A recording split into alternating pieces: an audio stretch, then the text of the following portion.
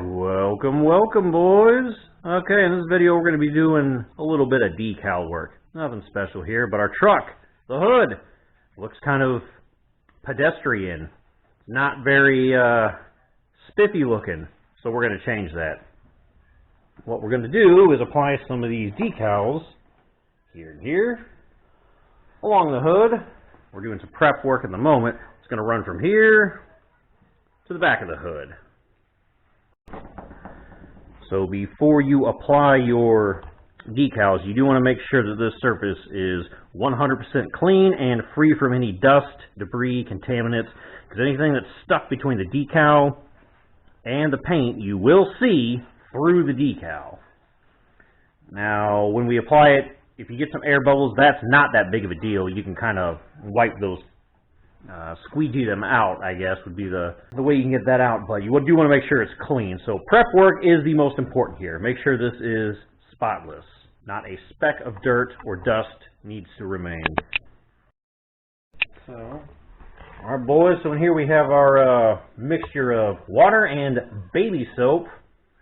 What we're going to be using as the medium between our decal and the surface of the hood. So I think I will put you guys up on the side, I think. I'll mount you still, and then you can watch us do the application.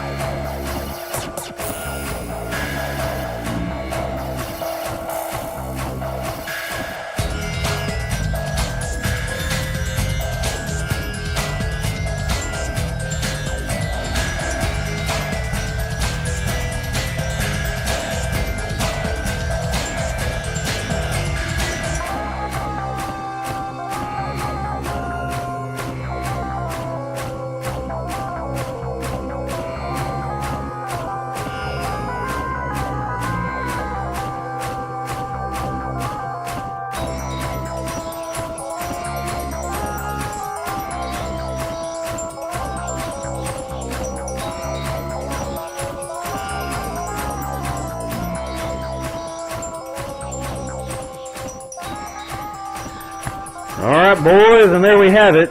So on this side you got to see a still image of, well, I guess a fixed camera angle rather, of how we mounted our stripes. And so just to know, I mean, just take your time on this thing.